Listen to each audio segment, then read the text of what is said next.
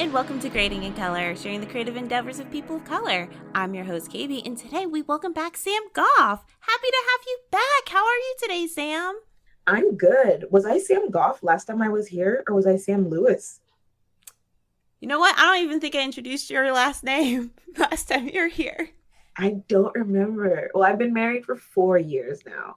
I think we recorded 3 years ago. Yeah, so I think you might have freshly been Sam Yeah, it Goff. might have been a fresh Sam Goff. Yes. Anyway, Goose. happy to be back.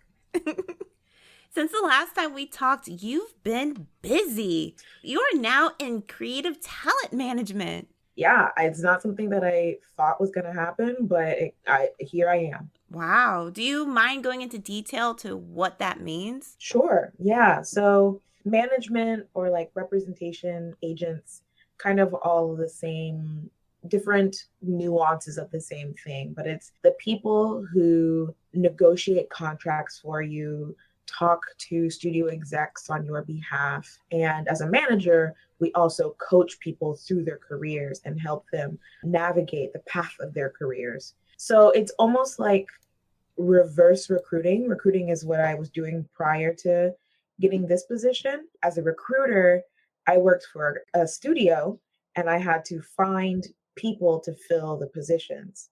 But now, as a manager, I work for the people and I help them to find jobs. Wow. Okay.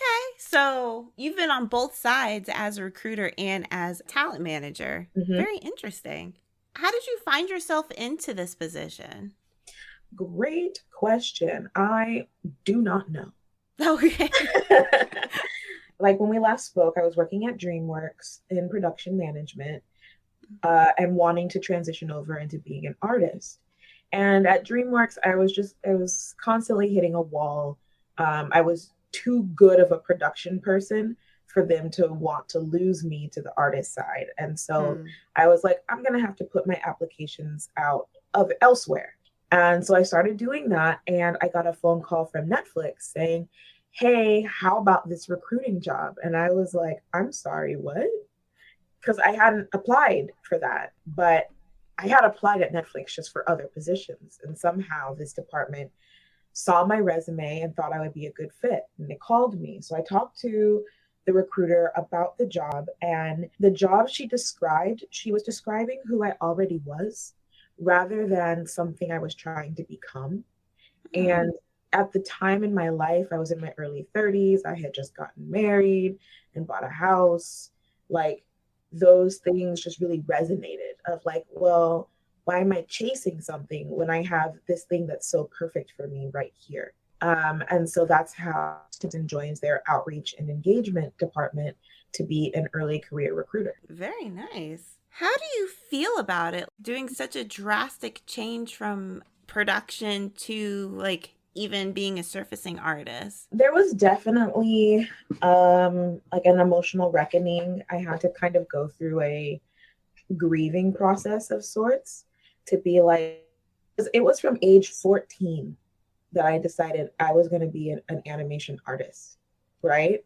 And so here I am literally 15, more than 15 years later, like 16, 17 years later, being like, I am now choosing to set that aside and do something completely different. And it was terrifying and heartbreaking and exciting and exhilarating. It was a leap of faith. And through, talking to my wife about it, talking to some mentors about it, decided that it was the right thing to do. And I quickly realized that it was absolutely the best decision I could have made. I get to like keep surfacing and general like animation artistry as a hobby, as a passion, rather than making it my career. And something that was a passion and a hobby of mine, I have now taken and turned into a full blown lucrative career. And so it's like a best of both worlds situation that I didn't ever foresee for myself, but I'm really grateful to be in the position that I am now. Congratulations on this beautiful career shift, Thank you. honestly. You've been doing so much amazing things. Like, I see you on TikTok giving tips and tricks to people who are looking to switch over into different departments, people who are trying to break in, and explaining different roles within the animation industry. Like, you talk about production. Thank you. Yeah, absolutely. My series, Tips from an Animation Recruiter on TikTok, has really blown up in a way that I didn't expect. I'm pushing 7,000 followers right now, which is like chump change in the large scheme of things. But for me, I feel like I'm on top of the world and I get to help people not get stuck in the ways that I was stuck for so long. And now, like when I go to industry events, I get stopped and people are like, oh my gosh, you're Sam G from TikTok. I love your work. And that's just like, I'm sorry, what? Not me being like animation famous. Yeah, you animation famous. I'm like animation D-list famous. Oh my God, not this. No, no, no. You're up there, especially like if you think about like the deeper levels of like social media for animation.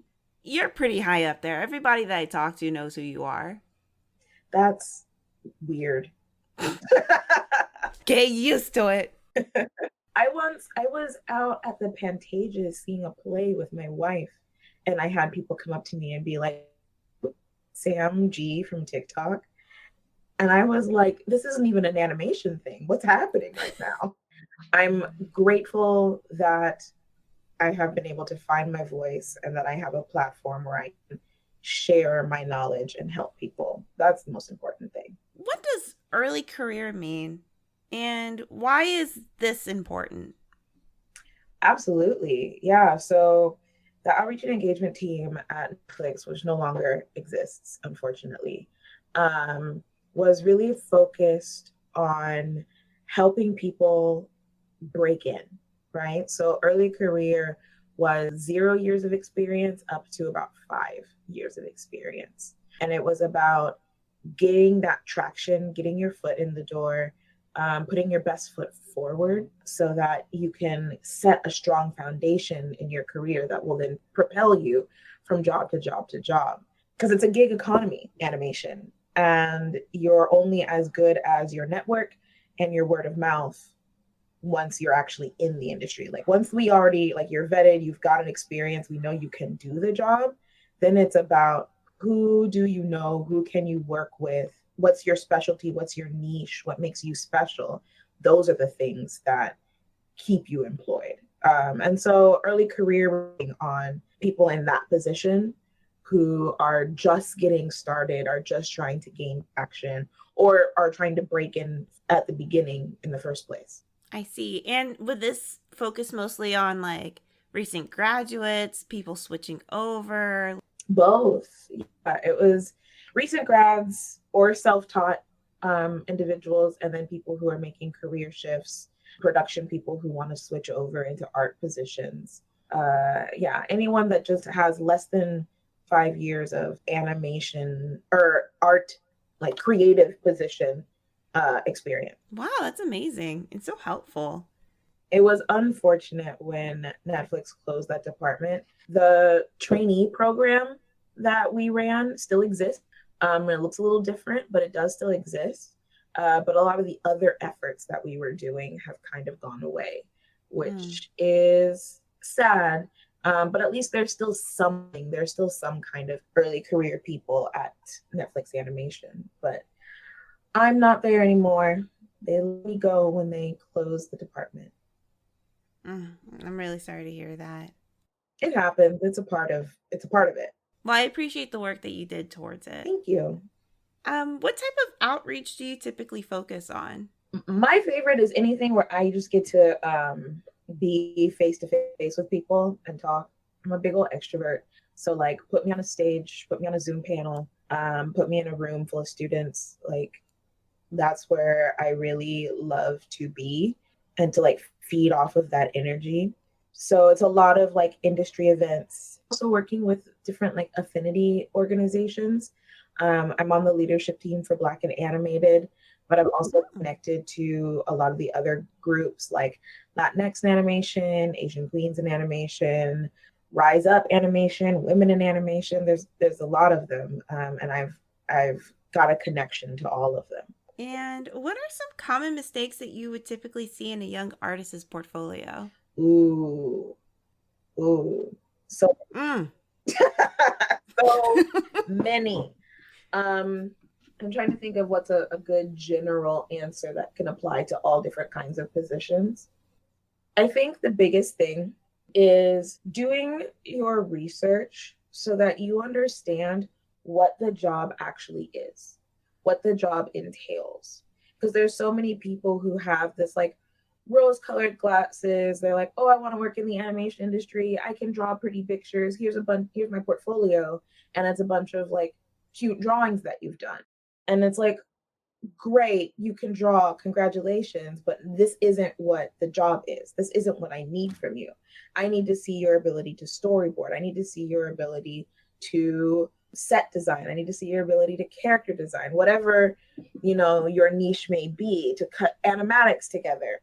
So knowing like the kind of work that somebody who's a working professional is outputting, and do that. You might not be working on a professional project, but you can use your own OC, your own ideas, and build out something that is similar to what industry professionals are doing, because that helps me to understand that you understand the job.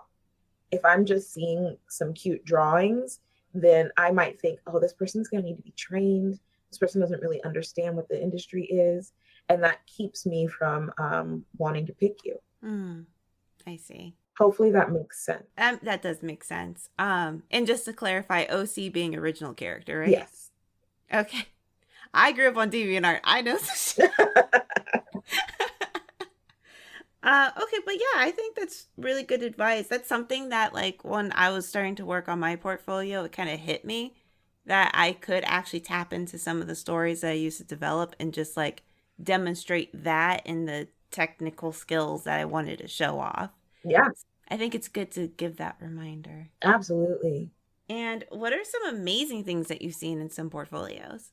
This is such a dorky answer, but I love a well-formatted website. Like, a well-made website just makes my heart sing, because as a recruiter, I've got one position to fill. I've got 1 hour to look at applications, and I have 300 applications to go through. And that's not really an exaggeration. That's actually kind of low. So 300 in 1 hour, you're getting, without exaggeration, you've got like 3 seconds to get my attention and 10 seconds to prove to me that you can do the job. Wow. Like, I go that fast. One time I was teaching, and it was like some open work time for my students, right? So they're all working on, I think that we were writing their resumes or whatever.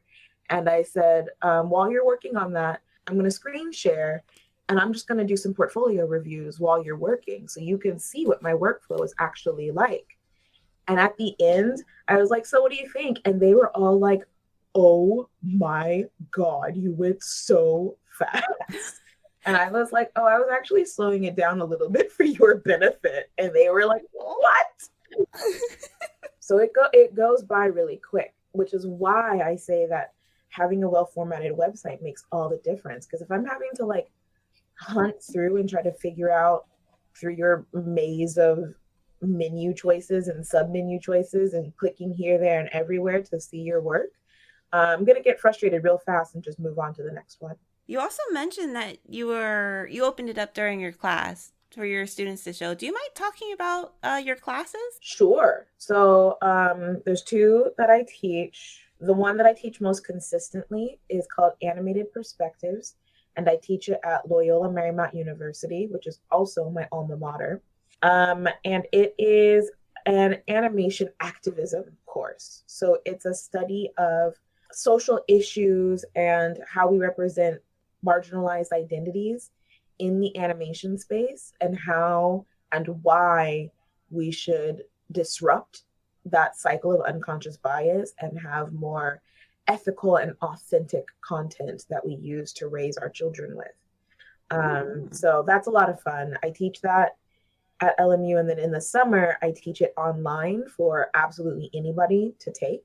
And so that's my pride and joy, that curriculum I've developed. And then I also on occasion will teach at Cal State Long Beach. And at Cal State Long Beach, I teach a vocational class. So it's basically how to get a job 101. So that's when I'll teach about like branding and your social media presence, resume, portfolio, networking skills, interview skills, things like that, all geared towards students who are about to graduate and enter the animation job market. Wow. You really are busy. I stay busy, yes. Because on top of all that, I'm also on leadership for Black and Animated, and I'm mentoring with women in animation right now. Oh, are you? I am. I'm teaching my animated perspective curriculum with women in animation. Oh, lovely. Yeah, work smarter, not harder. Well, I feel like both of those classes are extremely helpful. And since you teach your animated perspective during the summer, do you have like a website or a link that I can tag onto this episode? Yeah, my website is animatedperspectives.com, and it'll likely be in like June or July that I'll be teaching it, or June and July. I typically do an 8-week course. Do you mind walking me through your day-to-day routine? No, I don't mind. So when I first get on my computer, the start of the day, sometime between 9 and 10, I go through all of the emails that I've gotten over the night. I work with clients all over the world, so there's a lot of different time zones. And then I have colleagues who will work non-standard hours. So I'll have a fair amount of emails to go through at the beginning of the day. And that kind of helps me to dictate what the rest of my day is going to look like based off of what like my action items are from the emails. So maybe I have some scripts to read and give feedback on.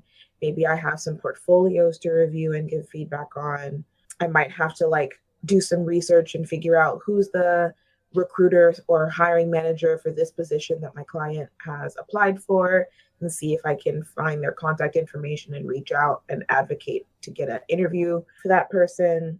Or maybe it's none of the above and I'm just going to go searching the job boards and see what, open positions are available and start reaching out and being like, hey, I've got clients that would be perfect for this position. Here's, their portfolios. Let me know if you're interested. So depending on what's in my email, I kind of will help me guide through that.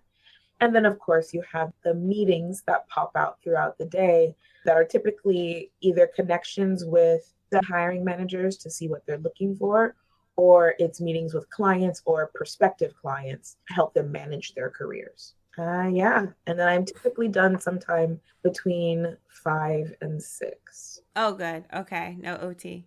No, I don't do, well, I'm salaried, so I wouldn't earn OT anyway, but I also really value work-life balance. And as you can see, I do a lot of things. I'm really busy. And so I have to be pretty strict around my working hours and how much time I'm giving to any particular thing I'm doing. Mm-hmm. Because if I overexert myself in this way, then I don't have the time or the space, the capacity to work in this other way. I'm really cognizant of that. That was a lesson that I learned the hard way. I understand, especially since, we work in the animation industry and it's kind of encouraged to go above and beyond. So I think it's great that you're an advocate for your work-life balance. Yeah. I feel like it should be a norm rather than making me like exceptional. Yeah, absolutely. And what tips would you recommend for someone who wants to enter the creative management recruiting space? I think the first thing is networking, like talent management. Creative management is all about who you know and being able to connect to those people who are the gatekeepers for the jobs, and being like, hey, can I get a key for this person? But if I don't know the gatekeeper, then I can't get the key and I'm not any help to my client. So the ability to network and go out and meet a lot of people is really important. And then getting your foot in the door is usually starting as an assistant, an executive assistant. And then you kind of get to learn the ropes while helping them with like scheduling and emails and, you know, all the administrative thing. But you're also in those meetings, you're meeting the people, you're learning the ropes, you understand what it's like, and slowly you realize that you can do the job yourself. And what tips would you give to someone who's trying to break in the creative fields like story or design? For those looking to break into creative jobs, the most important thing is to always be learning, always be improving, always be developing a critical eye and doing your research, understanding what the job like really is, what it really entails, what kind of output you're really needing to do, and then do that. And of course, like always, networking. It's all about who you know. Ain't that the truth? It is. It's unfortunate, but it's true. And like I get shy people all the time that are like, can't network because I'm socially awkward. And I'm like, you and everyone else working in the animation industry, like you are among your people. Mm-hmm. I am a weirdo in the fact that I am such an extrovert, but most people working in the animation industry are shy, introverted, awkward, like artistic people.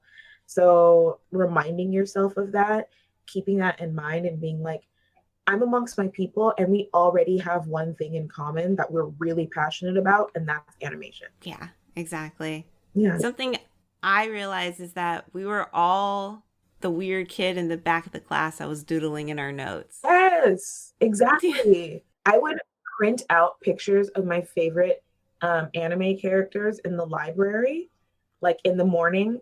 As soon as I got to school, I would go to the library, print out, I would like not Google because Google didn't exist, but I would image search and print out pictures of all my favorites and put that in my notebook. And then I would sit there and like practice drawing them during class. That's smart. Yeah. Have you picked up any new hobbies? How are your personal interests going? Any new hobbies? No, I do have newish pets, which are my 3 beautiful bunnies.